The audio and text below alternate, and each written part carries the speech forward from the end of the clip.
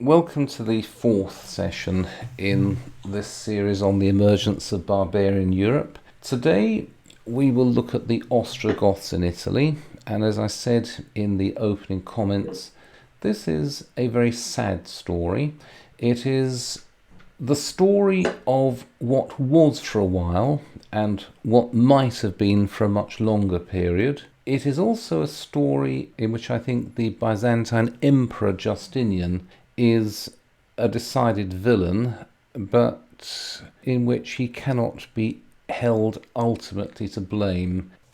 Everything on his list of things to do was derailed by circumstances far beyond his control and far beyond the understanding of anyone until perhaps the early 20th century. The thing about the end of antiquity and the early Middle Ages is that there are just not that many happy endings. Perhaps I could say in general that there are very few happy endings in history. This is the sarcophagus of King Theodoric. It is still in his mausoleum, which is just outside or just inside nowadays Ravenna in Italy. The reason it's smashed is because I believe it was smashed in the early Middle Ages by the soldiers of Belisarius when the Byzantines, and I'll call them the Byzantines now, not the Romans, when the Byzantines took Ravenna in the 540s, they made their way straight to this mausoleum, smashed it open, pulled out the decayed remains of King Theodoric and threw them to the dogs. By the time the Byzantines took Ravenna, all of Justinian's wars of reconquest had turned into a nightmare from which nobody could awake. And the relatively gentlemanly conduct you see at the end of the reconquest of Africa by the Byzantines is not repeated in Italy because circumstances have radically changed. However, let's go to the first of these slides. This is the Roman Empire around 400 AD. The division of the empire into two halves was a disaster for the West and a blessing for the East. It was a blessing for the East because, as I said a few weeks ago, it was no longer necessary for tax money raised in Egypt, in Syria, and in Asia Minor, or in the territory of modern Turkey, to be sent off to defend the Rhine and Danube frontiers, or to repair aqueducts in northern France, or to repel invasions from the Essex coast. All of that money was now collected in the East and spent in the East. Indeed, after a few generations of not having to bankroll Western defence, the authorities in Constantinople found that the treasury was filling up in a way that was becoming an embarrassment, and so it was necessary to start abolishing taxes. The moment this line of demarcation is drawn straight down the empire, that is the time when the East enters into a long economic boom. As I often say, these apparently long economic booms are piffling things by modern standards. Why, at the moment, we're going through the greatest boom that we've known since the end of the Second World War. We've known something like 20% economic growth compared with this time last year. Nothing like that. Not even the regular 2 or 3% that we've been notching up in the past few centuries. Nothing like that in ancient times, but the East does, by the standards of the day, become unusually prosperous, and it remains so for well over a century. For the West, it is a sudden disaster, but it is not a universal disaster. It means that if you have a rather nice villa somewhere in the English Midlands, you've made an unfortunate mistake as far as your living place is concerned. Your nice cushy villa in the Midlands will be plundered and burned at some time in the next generation, because there are no longer the soldiers to defend the provinces of Britain from barbarian incursions or from outright invasion.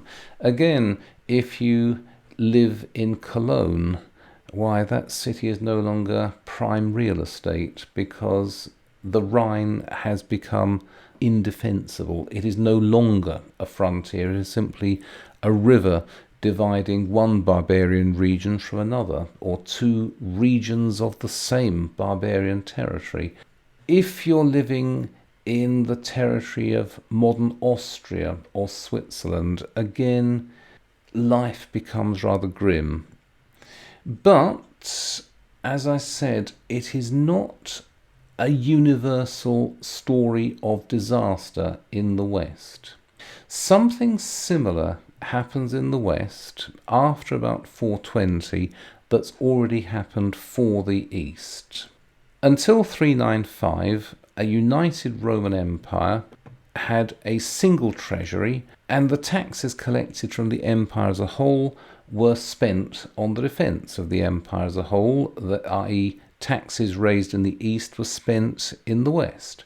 After 395, and for a while thereafter, taxes collected in the West as a whole were spent on defence of the West as a whole, i.e. taxes collected in Africa, Italy and southern France, the part of France facing onto the Mediterranean. Taxes were collected there and spent on holding the Rhine and Danube frontiers, which made very good sense in the time of Augustus. It made very good sense to push Roman rule up to the river frontiers and to dig in those places. By the 5th century, for whatever reason, it no longer made such good sense. And one of the reasons why the barbarians were able to take over so easily in Africa, in Spain and in France was that their detachment of those parts of the West from a centralized Roman administration meant a very great reduction in taxes and the spending of those taxes that were collected on local defence. And the most prominent example of this is in Italy.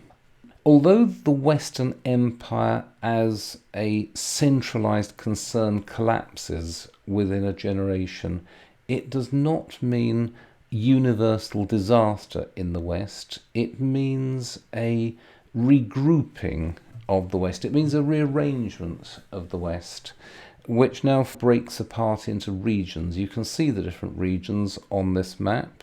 These regions are dominated by coalitions of local elites and Christianized barbarian kings.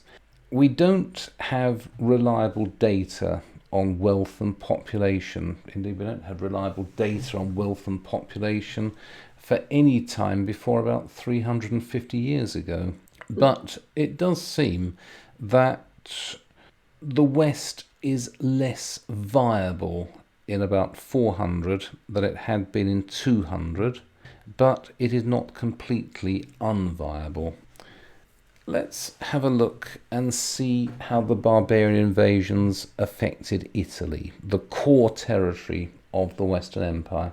Here is Ammianus Marcellinus on the left, one of the last great Roman historians. He's writing in about 390. This is after he has spent a couple of years living in Rome. Rome is still looked upon as the queen of the earth, and the name of the Roman people is respected and venerated.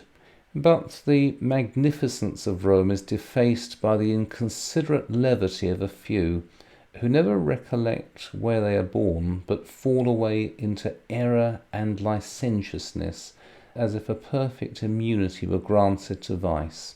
He then talks about the whirlpool of banquets and diverse other allurements of luxury.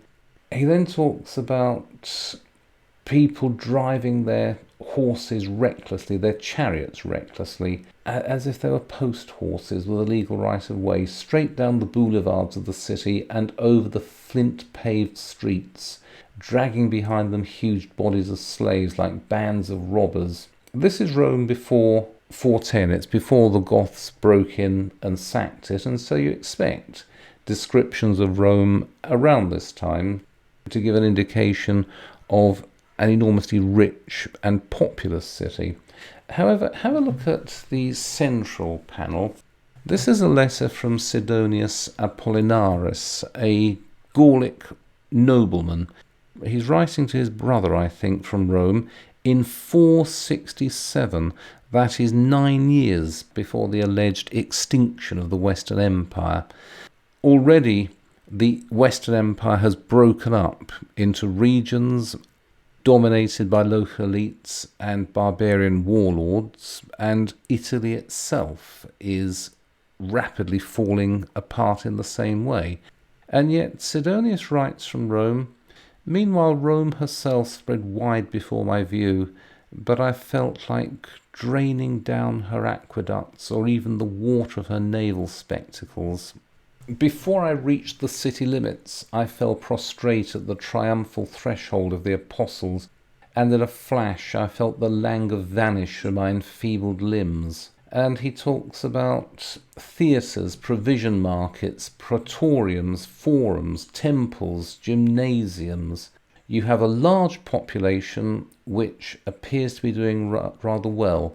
Even at this hour the schools are closed, no business is doing, the courts are voiceless, missions are postponed, there is truce to intrigue, and all the serious business of life seems merged in the buffooneries of the stage. It does not seem that Sidonius Apollinaris, more than half a century after the Gothic sack of Rome and 9 years before the extinction of the Western Empire, is visiting a city which has fallen into ruin or is falling into ruin. Rome appears to be pretty much the same as it always has been. And if we go forward another century to 550 or thereabouts, when the Greek historian Procopius was there as the secretary to Belisarius, Procopius, writing from a Byzantine point of view, criticizes the Romans, but the populace of Rome were entirely unacquainted with the evils of war and siege.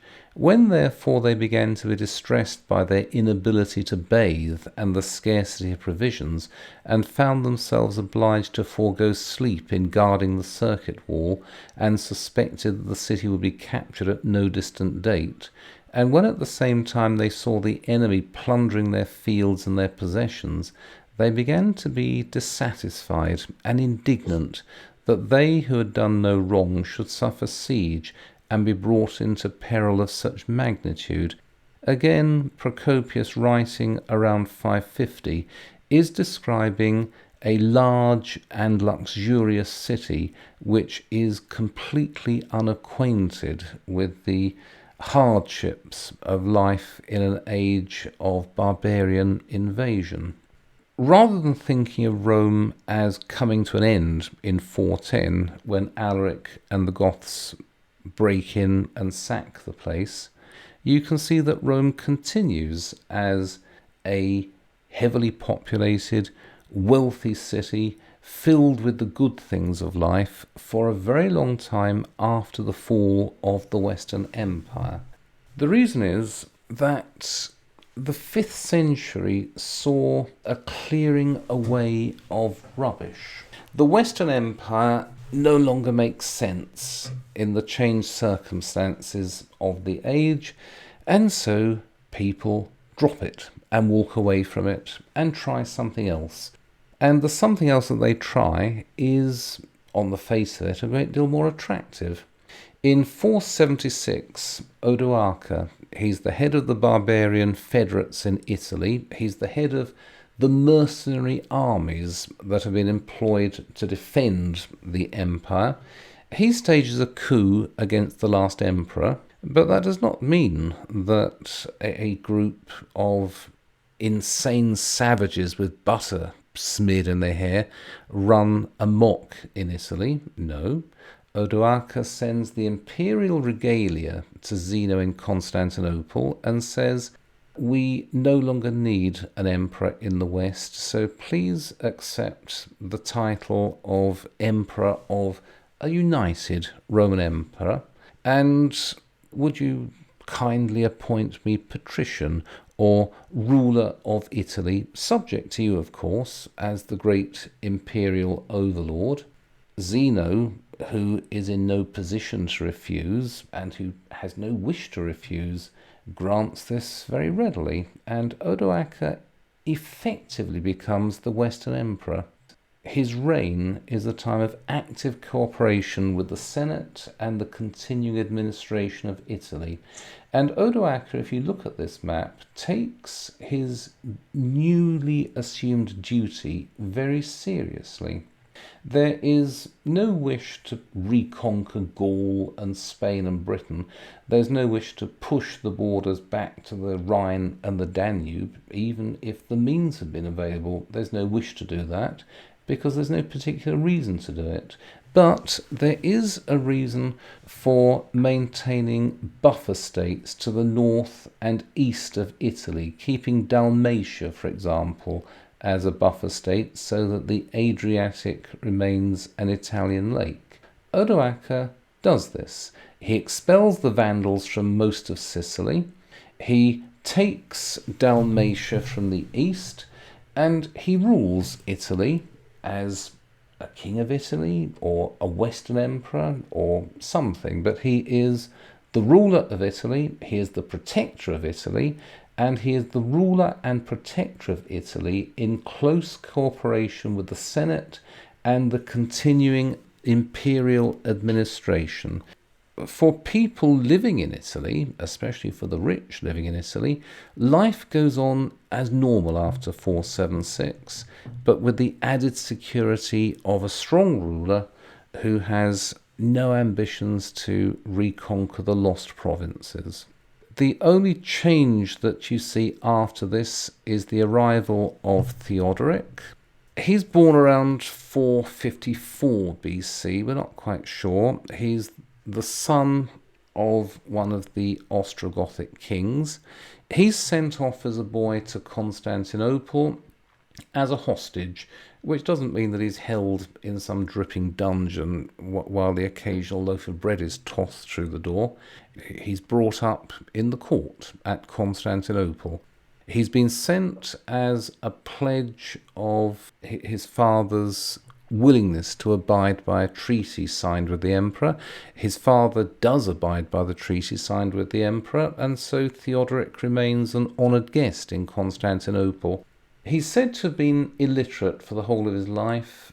I find it unlikely that somebody who spent his entire childhood and much of his early life in Constantinople, being brought up as a young noble there, would have been illiterate. I'm not willing to say that he was literate.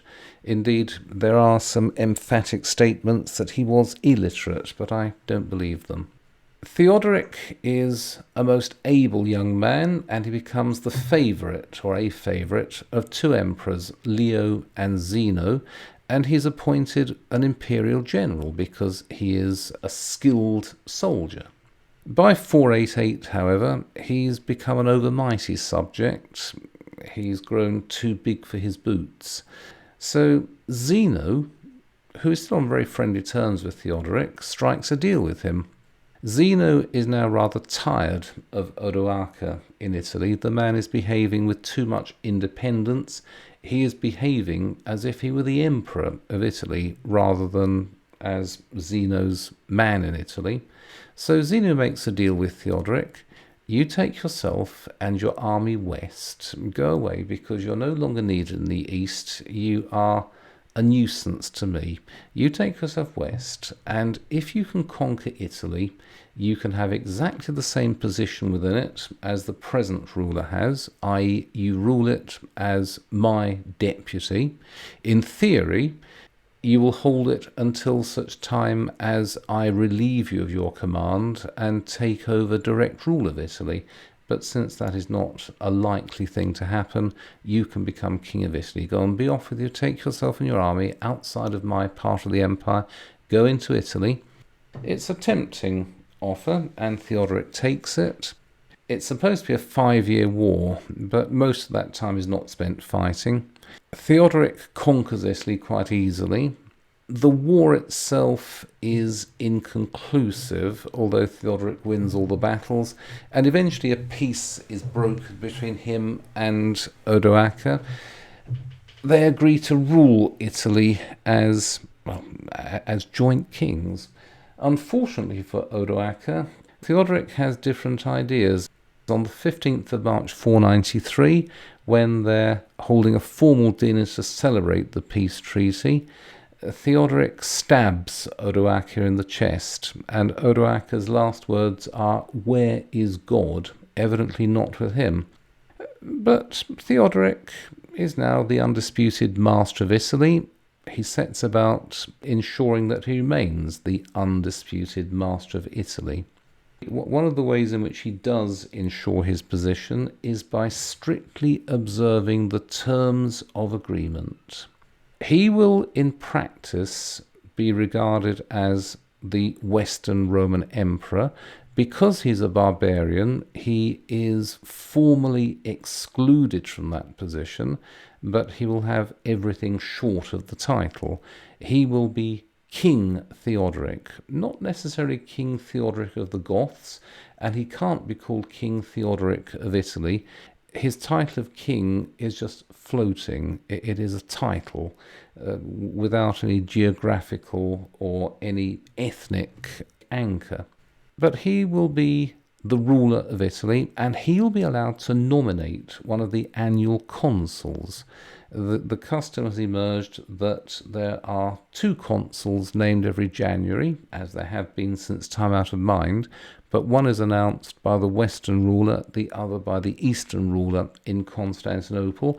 Because there's no Western emperor at the moment, Theodoric is invited by the emperor in Constantinople to step up to the line and take over the job of nominating an annual consul. And there is a picture of Theodoric on a gold coin. That's him in his younger days. Now, as ruler of Italy, there's a number of things that we need to say. The first is that because after Theodoric's death, Italy fell into such catastrophic evils, Theodoric himself doesn't really need to have been that good in order to be regarded by generations afterwards as the man who presided over a golden age. You don't need to be very good at all. You can be as bad as Nero or Caligula. Bearing in mind what happened afterwards, your time in office would be seen as a golden age. But that being said, it does seem that Theodoric was a very good ruler of Italy. The Italians were allowed to live under their traditional laws and ways, but there were Gothic armies of defence. The deal was that the Goths would take over a third of the land in Italy, which they did, but there was plenty of vacant land available in the north of the country, which is where the Goths were predominantly settled. The Goths were not Roman citizens, but they were legally recognised as a presence in Italy, and their land holdings were again legally recognised. Theodoric rules in Ravenna as the head of a multinational court.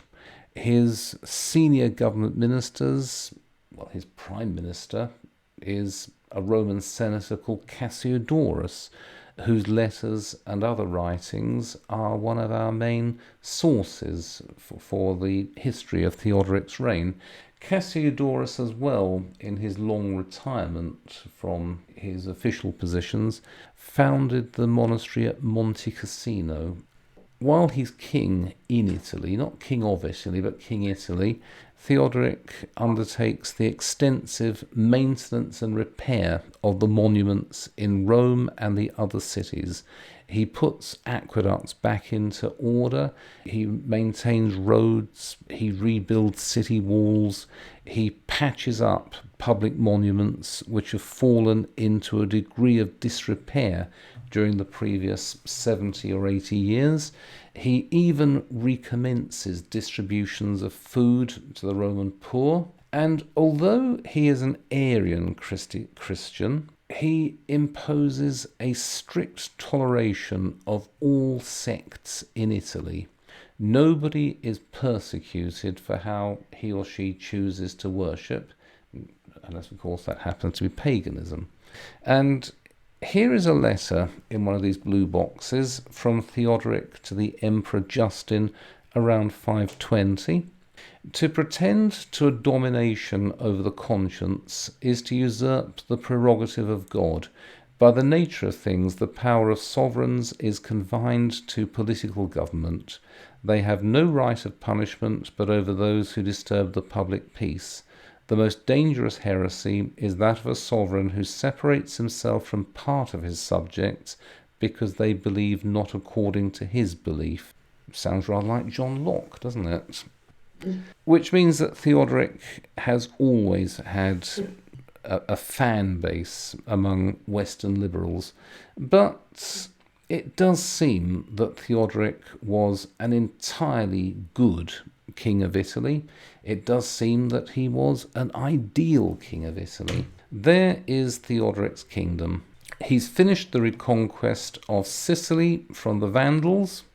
He has stabilized the frontiers, the outer frontiers of Italy, so that Italy itself is protected by a series of buffer states with good natural defences, and so Italy has no reason to fear any further invasions. Not only that, but Theodoric maintains very good relations with all the other main barbarian kingdoms. He stands at the centre of a system of dynastic marriages that stitches together the Ostrogoths in Italy with the Franks in Gaul, with the Visigoths in Spain, and he remains on friendly terms with the Vandals in Africa and on very friendly terms indeed with the emperor in Constantinople. Here is physical evidence of the reign of Theodoric in Italy. This is the Basilica of Sant'Apollinare Nuovo in Ravenna. It was commissioned by Theodoric, and it is largely unchanged from when it was consecrated in his reign. A very fine building, I think you'll agree. There are some of the mosaics. Those are the three magi. There is the mausoleum, or there is the tomb of Theodoric in Ravenna. It's a fine and expensive building. The dome is a single stone slab, 30 feet in diameter, and it weighs 470 tons. Putting it on the top of that building was a major undertaking. It is a most impressive piece of architecture, and it is built throughout of stone. After the Greek conquest of Italy, an effort was made to scrub Theodoric from the record. It was not a perfect attempt at scrubbing. Here on the left you have the hand of Theodoric, it seems. Some of the mosaics were redone, rather like in the Soviet Union where photographs were airbrushed to get rid of inconvenient people who suddenly become unpersons. So Theodoric was an unperson in the later 6th century, and some of these mosaics were reworked to get rid of Theodoric and his family. But here is Theodoric himself in old age. A start has been made on adapting it to look like Justinian. It's been titled Justinian, but the face hasn't, they haven't got round to rearranging the face. So that is the face of Theodoric in his later years. It wasn't adapted into Justinian, probably because the money had run out, and so people just walked away and left it, and it was soon forgotten. There is the new order of things. There is the Empress Theodora and her court. What went wrong? What went wrong was that between about 395 and 518, between the reigns of Arcadius and Anastasius, the Eastern emperors and the rulers of the East were willing to let the West go its own way. They were not willing to spend money on defending it. They were also not willing to spend money on driving the barbarians out. They made a few attempts to deal with the Vandals in Africa because the Vandals were a nuisance. They were a danger to the empire's merchant shipping because of the pirate incursions into the Eastern Mediterranean. But apart from that, the Eastern Empire was not particularly interested in what went on in the West, and it was prepared to give de facto recognition to the new barbarian kingdoms. This changed after 518, when Anastasius died and Justin I became the emperor. He was the elderly uncle of this man, Justinian. I think it would be appropriate to date Justinian's reign as not starting in 527 AD, but in 518, when his elderly and not very capable uncle became emperor in some palace intrigue. Justinian is a Latin speaker. He's born in Dalmatia. He doesn't regard the West as a money pit, and the empire's well rid of it. He regards the West as part of the territory of the empire over which he now rules. Also, as a Latin speaker, he feels a great deal more identity with Westerners than the preceding emperors have. He's also the emperor at a time when the East has enjoyed over 100 years, something like 150 years, of steady economic progress. He's the head of a very rich and a very powerful empire, and he thinks that the time has come to put an end to these barbarian incursions and to re-establish something like the empire as it had been known to Augustus. His attempts at reconquest begin very well. In 533, his general Belisarius conquers Africa in one campaigning season and I think 3 battles. Carthage surrenders. The Vandal king is taken back to Constantinople, where he walks through the streets in the triumphal procession. He's not then taken off to the Temple of Hercules and strangled, because this is now a Christian empire. He is instead given a house and a pension and is allowed to live out the rest of his life in peace. So Africa is now part of the empire. Italy is surely next on the list. And there are rising tensions between the empire and Italy. Theodoric is too powerful, he's too capable, he's too popular for a direct attack. But instead, the empire begins to use the Italian church and the senatorial aristocracy as a 5th column in Italy. These people are told, don't worry, you'll soon be free of these ghastly barbarians, and then everything will be just as it used to be in the good old days, but it'll be better. That at least is the promise as it appears to have been given to the Western elites, or to the Italian elites from Constantinople. Theodoric's response is a series of treason trials, and the most prominent victim of this purge is Boethius, the great philosopher, the last great Roman philosopher, the last great native writer of Latin, the translator of Aristotle from Greek into Latin, a man of enormous importance in the Western Middle Ages for the transmission of Greek philosophy into the Latin-speaking West, once a knowledge of Greek was lost.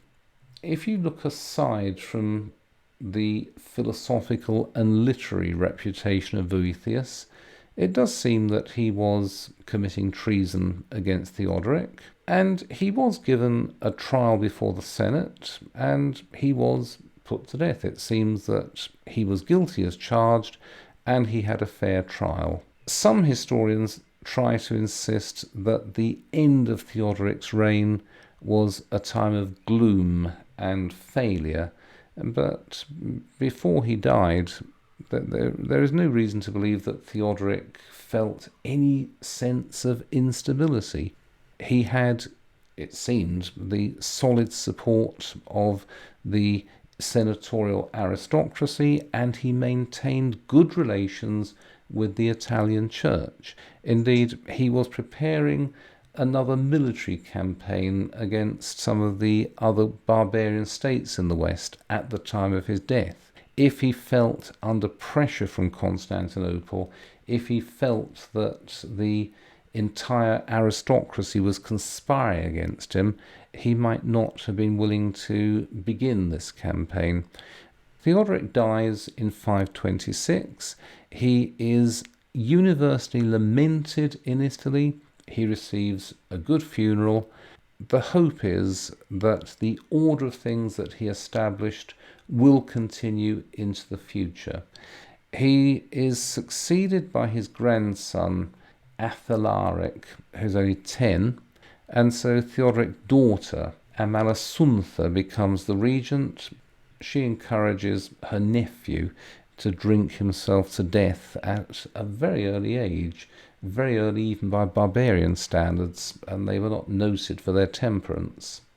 She now rules as queen in her own right until she is strangled in her bath, and Italy begins to fall into chaos, a chaos which may have been orchestrated from Constantinople.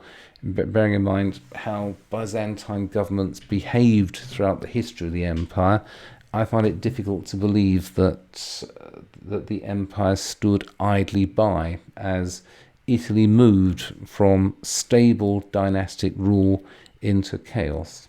In the resulting chaos, Justinian orders an invasion. Here's a German map showing how the invasion takes place. The invasion starts out from Carthage, crosses into Sicily. Sicily is taken in a single season. The armies cross into southern Italy, and they begin moving up the country very quickly. And it's a bit like a repeat of the invasion of Africa. The Goths don't put up much of a fight. Belisarius leads his army closer and closer to Rome. He takes Rome in 536, within, I think, 9 months of the beginning of the invasion. It looks as though things are going very well indeed. Then various things happen. The first thing is that the Goths pull themselves together. They're not like the Vandals, whom I'll talk about maybe next week or the week after. The Vandals in Africa have fallen into a rapid decadence after the first generation, and they are very easy to clear out of the way. Whereas the Goths in Italy, there's a large number of them. They're rather well integrated into Italian society. They regard Italy as their homeland, and they're not willing to give it up. And so they fight, and they fight very effectively. And one of the most effective ways in which they fight is that they manage to make contact with the Persians in the east. If you are a large empire, your biggest worry is that you'll have to fight 2 wars on 2 fronts at the same time. That's what did for us in the 1940s. We were holding up very well against the Germans in 1940. Then in 1941, the Japanese took Singapore, and we found that we didn't have the resources to fight a war on two sides of the planet, and that was the end of the empire. The Germans were notoriously scared of fighting a war simultaneously against France and Russia. And the Byzantines, in the same way, or the Eastern Romans, in the same way, were scared of having to fight a war against a first-class opponent in the West at the same time as fighting a war with the Persians. So they normally kept a very tight control on communications between the West and the Persians. But the Goths managed to evade that control. They make contact with the Persians, and they tell the Persian king, look, if you stand by and let these people reconquer Italy, they won't stop with Italy. They've already got the resources of Africa. They'll have Italy. The next thing they go for will be Spain, and you'll find yourself facing a renewed superpower to your west. So do something to help us now. So the Persians attack, which means that Justinian suddenly has to strip Italy of most of the armies. Italy suddenly becomes a secondary front. The main theatre of war moves 2,000 miles to the east to the Persian frontier. The Goths and the imperial armies go into a long war of attrition. Atrocity after atrocity. I mentioned at the outset that when eventually Belisarius takes Ravenna in 540, they break into Theodoric's tomb and scatter his bones to the dogs. They are not willing even to let the dead rest in peace. Rome is occupied 5 times. It's occupied and besieged by the Goths, by the Byzantines, by the Goths again. On one occasion, the entire population is kicked out of the walls. On another occasion, all of the aqueducts are cut and they are not rejoined until the Renaissance, and all of the marshes around Rome, which had been drained by the early emperors, now fill up again and become malarial nastinesses, and the population of Rome falls. We don't know what it was in about 500, but let's say 1/3 of a million, 1/4 of a million.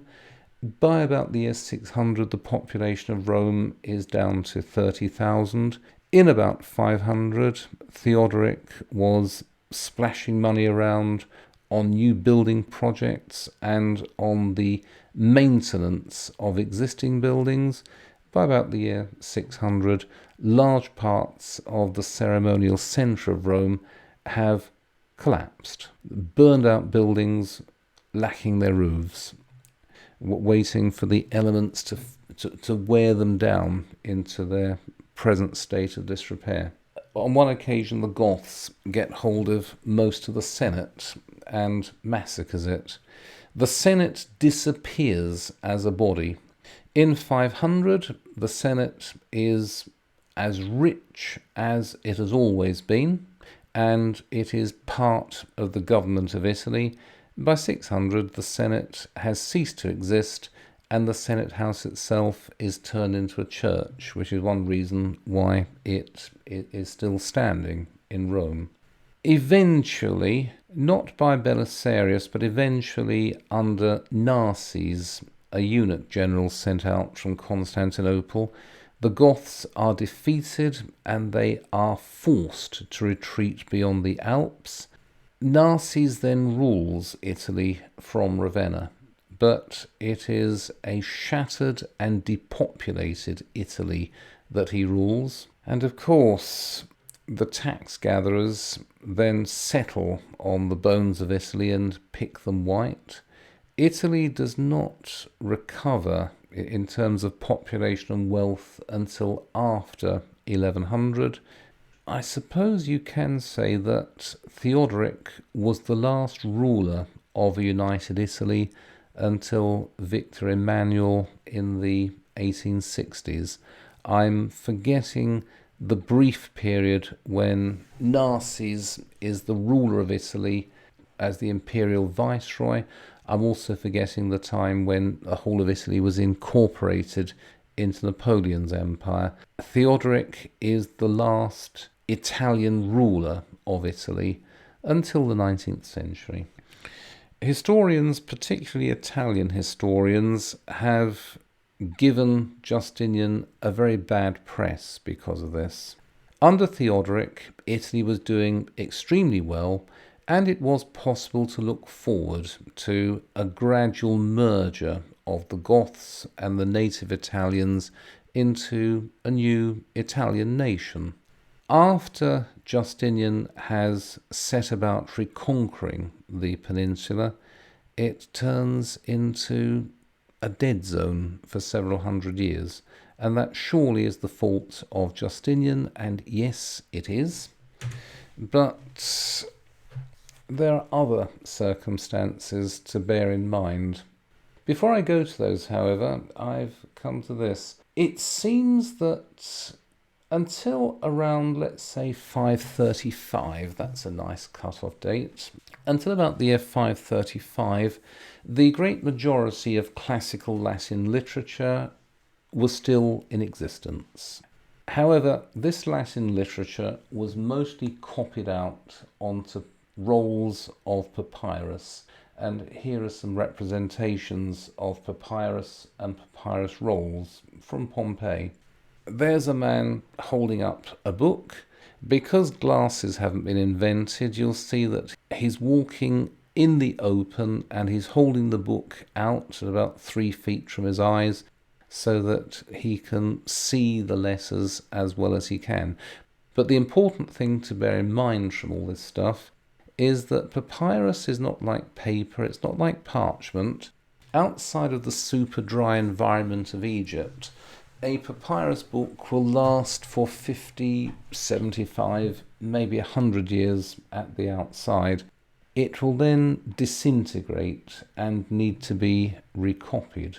Until about 535, this process of copying and recopying and of conservation was continuing rather well in the West and indeed in the East. And of course it did continue in the East until the disaster of 1204. But in the West, the sudden disasters into which Italy and particularly Rome fell during the invasion meant that the transmission of ancient literature was disrupted. Until about 535, Rome was filled with large and reasonably well-maintained libraries. By about 550, most of those libraries were heaps of rubble, or they'd lost their roofs, and the books were lying around getting rained on. The reason we have so much is that once the fighting had ended, the monks came out and they picked through the rubble, pulling out papyrus books here, papyrus books there, taking them back for copying onto parchment for preservation. But they couldn't do it all. It's rather as if we, a class of 7 people, were suddenly given the job of moving all the books out of the British Library into lorries for driving off to Manchester, and we were told that at the end of 10 days, whatever we hadn't shifted would be burned. We would find ourselves having to make any number of very painful choices, and it would be that future generations would blame the choices we made. Why did they take this and not that? We should rather be grateful to the Church for having saved what it did, but the irreparable losses of Latin literature occurred between about 540 and 550. Nothing much was lost before that time, and probably not that much was lost afterwards. The great disaster was squeezed into maybe a single decade, and it was all to do with Justinian's reconquest of Italy. But I said that... There's Justinian, and there's his general Belisarius standing on his right. Neither of them came to a particularly good end. Justinian died in his bed, but a most embittered old man. Belisarius, he fell out with Justinian. We don't know for sure what happened, but the legend is that Justinian had him blinded, confiscated all his property and threw him into the street. And here is a painting of Belisarius begging for alms in the streets of Constantinople. And here is a much more famous painting by Jacques-Louis David. People see Belisarius as a victim of the tyrant Justinian. Perhaps they just deserved each other. Here is Europe at the death of Theodoric, a stable system of barbarian kingdoms in the West, which possess de facto recognition in the East. But here we come to what you can call the hand of God. And I know that I do tend to like environmental explanations, but there were some extreme events in the 530s and the 540s. This blue box here, and it came about during this year, 536 to 37, that a most dread portent took place, for the sun gave forth its light without brightness, like the moon during the whole year, and it seemed exceedingly like the sun in eclipse, for the beams it shed were not clear, nor such as it is accustomed to shed. And from the time when this thing happened, men were free neither from war nor pestilence nor any other thing leading to death. That looks like the fallout from a large volcanic eruption, or it might be a small asteroid impact. Whatever the case, it looks as if something has thrown up a huge amount of dust into the upper atmosphere, and this is obscuring the sun. We know from some of the laws that Justinian makes in this period, remitting taxes that can't be paid, and we know from saints' lives that during these years, 536, 537, harvests fail. It's very likely that the disruption to agriculture continues for several years after this event. It may have been a volcano, it was something. Something happened in that year. But the next 10 years are apparently the coldest decade on record in 2,000 years. Crops fail all over the world. There may be a second event in 540 or 541, but we're not quite sure what happened. Bottom left of this slide, you have these sudden notches in the temperature record as we've been able to reconstruct it. These are contested statistics, but it does seem that something happened. You have a cold decade starting in 536. Then in 541, the bubonic plague turns up in the Mediterranean. This kills about 40% of the population of the Mediterranean world and of all of those regions in the north which are connected in various ways with the Mediterranean world. Our estimate of a 40% die-off is an extrapolation from the Black Death. This seems to have been worse than the Black Death, but we don't know for sure.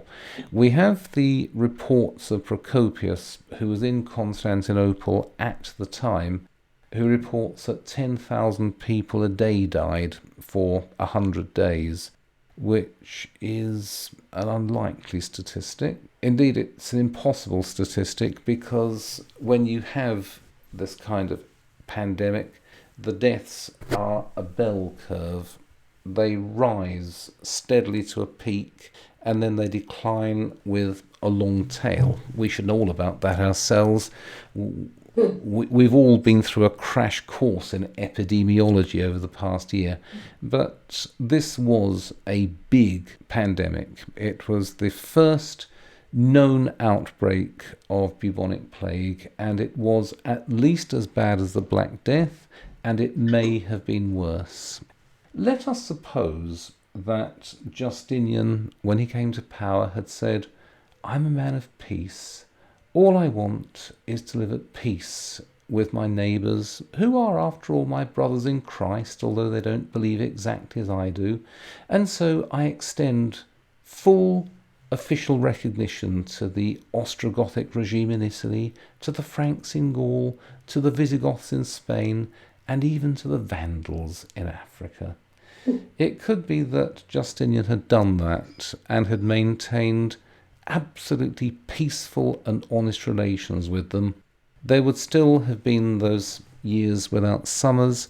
There would still have been the coldest decade for 2,000 years. There would still have been the arrival and the spread of the bubonic plague.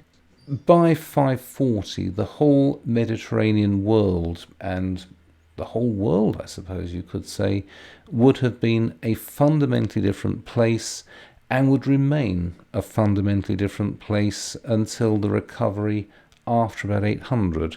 But when you make all of those possible allowances, it doesn't help that during this coldest decade in 2,000 years and this sudden eruption of the bubonic plague, Justinian is fighting all-out wars in Italy and in Mesopotamia and is turning Italy into a desert. It doesn't help matters. So eventually the Goths are defeated. As I said, they're forced beyond the Alps. Italy is then ruled as a shattered hulk of its former self by Narses from Ravenna. But then after the death of Justinian in 565, in 568 AD, Narses, who's now old, I believe he's pushing 90, is recalled with a most disgraceful letter of dismissal. Your services are no longer required in Italy.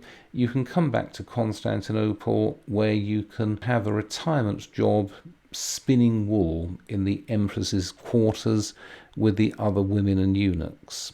The story goes in Paul the Deacon that Narses loses his temper and invites the Lombards in, a most savage race of barbarians who immediately conquer the greater part of Italy, until by about the year 600 these green areas are Lombard and the areas governed by the empire are the area around Ravenna, Rome and its surroundings, a strip of territory connecting Rome to Ravenna, and then you have the southern parts of Italy and Sicily, which are at this time largely Greek-speaking, or so we believe. And these borders, I keep on saying, are not to be taken seriously. They shift from time to time. Indeed, you cannot actually take Rome to be a completely reliable part of the empire anymore, because Rome is now continually making quiet deals with the Lombards. The Pope is now the ruler of Rome. There is a Praetorian prefect in the city who's appointed by the Exarch in Ravenna. Officially, Rome is an imperial city, but in practice, Rome is a principality ruled by the Pope, who looks after Rome's security in the widest sense, and this involves making accommodations with the Lombards, accommodations which grow easier as the Lombards steadily convert from Arian Christianity to Catholicism. Although much good comes ultimately from the Lombard invasion, the first effects of that invasion were to complete the ruin of Italy. Here on the left is a representation in gold from the 7th century of the Lombards. I suppose it's rather old-fashioned to talk in such terms, but you can see the steady decline in artistic standards between the time when this coin is struck around the year 500 and this representation of the Lombards from around 120 years later. So Italy has passed from late antiquity into the Middle Ages. The senatorial aristocracy has vanished, and Rome, as a large and populous ancient city, has been replaced by Rome as the small, impoverished, pestilential headquarters of the papacy has now emerged. And it's not all the fault of Justinian, but it partly is. Any questions or comments? A question about how past weather statistics are collected. Weather statistics, people always ask those, and it's a good question. There are various ways of measuring past weather. The best way of measuring past weather is the way we've done it since about 1650, which is to look at thermometer readings taken at the time. But, well, we can't do that from before 1650, and so we need to use proxy methods. Tree ring data. There are some very long-lived trees in Southern California, and you can look at the rings going back over thousands of years. A nice broad tree ring shows a summer of warm, healthy growth. A very narrow tree ring shows that the summer wasn't very warm. And when you have an entire block of very narrow rings, you can say, this is a cold period. And you see, by counting the rings back, you can say, this gets us back to the growing seasons that this tree went through in the years between 450 and 560. But the problem with tree ring data, well, there are several problems. The first is that you need to agree on what a ring is, that they're not always completely obvious. The other problem is that, California was going through a very cold snap, but that doesn't mean the Mediterranean was. And so you also have things like ice core samples from Greenland. In Greenland, it hasn't thawed since the end of the last ice age, and so every year it snows, and the snow settles and turns into ice, and then another year the cycle is repeated. And now if you drill down and take out about, 40 feet of ice in like a big pole about 4 inches in diameter, you pull it out and you start counting down and say, look at the pollen trapped in that. That shows it was very warm that year. And again, you need to agree on what marks the boundaries of a year. Then you have direct archaeological examination of agricultural districts. You dig down and say, this is the surface soil as it was around 700 AD. Let's have a look at the pollen that is trapped in these samples. You can do all sorts of things. You can look at records of Nile flooding, because these have been kept fairly well over the past few thousand years. Or you can look at water levels in the Dead Sea. There's all sorts of proxy measurements by which we can estimate past climate conditions. Although the dates are always rather fuzzy, because it's always a matter of interpretation, it does seem to be that we are able, with certain obvious limitations, but we are able to reconstruct the weather, so the temperature and climate records for the past 10,000 years. It's not a perfect record. As I said, if you're given the average temperatures of London winters in the 1850s, you can take those as pretty good, because the thermometers were quite good in the 1850s and people knew how to measure temperatures. But of course that doesn't tell you anything about temperatures in Los Angeles at the time, does it? or it might do, but you need to extrapolate. When you're looking at temperatures from the distant past, it is controversial, but all of the evidence does seem to indicate that the period between about 525 and 535 was unusually cold, and that climate didn't return to a warmer level until after about 750. That dip in temperatures, that dip in the climate record, exactly correlates with the low points of the Middle Ages, not just in the Mediterranean world, but also in Northern Europe, in China and in India, and probably, though I know nothing about this, probably in South America as well. Civilization was in trouble, or shall we say, human existence was in trouble in the early Middle Ages. But these things do happen every so often. There was, it seems, a big volcanic eruption about 75,000 years ago. The geneticists say, by tracing things back, that the human race was reduced to a population of not more than 5,000 at the time. We very nearly died out because of this volcano, which was apparently 500 or 600 times more powerful than the volcano that went off in St Helens in 1980.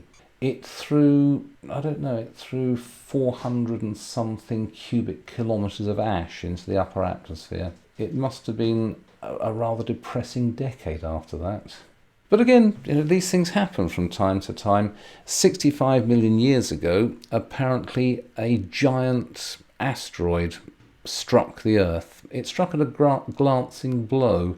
An American friend of mine who writes science fiction novels says if it had hit, if the impact had been another degree out, it would actually have cracked the core of the Earth and the planet might have broken up. Wow. It finished off the dinosaurs. Nothing like that's happened recently, but I wouldn't like to have been around in the early Middle Ages. A question: were things universally awful in the early Middle Ages? There's never a time when things are really universally bad. Even when the Western Roman Empire collapsed, in large parts of the former empire, life went on exactly as before. When you're in that decade after this volcano went off, wherever it might have been in Iceland, but we don't know. If you're living during that time, it's rather grim, but there is a recovery after that. It's just that everything is not as good as it had been, but not everything is disastrous. It's a bit like, if you take yourself back to 1980, Britain is in permafrost recession, unemployment is up to 4 or 5 million, we're not sure because the government kept fixing the statistics, and you'd think life was grim in the early 80s, and yet there were people all throughout starting businesses and growing quite rich, and most people continued to be in well-paid employment. So you need to look at these things in the round. 600 was not the most glorious time to be alive, but it wasn't the worst time either. There were some places that were prosperous, there were some places with growing population, and there were some places where life was rather nice. It's just that it wasn't as nice and as universally nice as it had been or as it would be. And what you might say as well is that even if around the year 600 everything had looked absolutely awful, that's a very good time to start evangelizing the English, because if Christ is coming back at any moment, you wouldn't want these people to be caught out in the darkness of paganism, would you?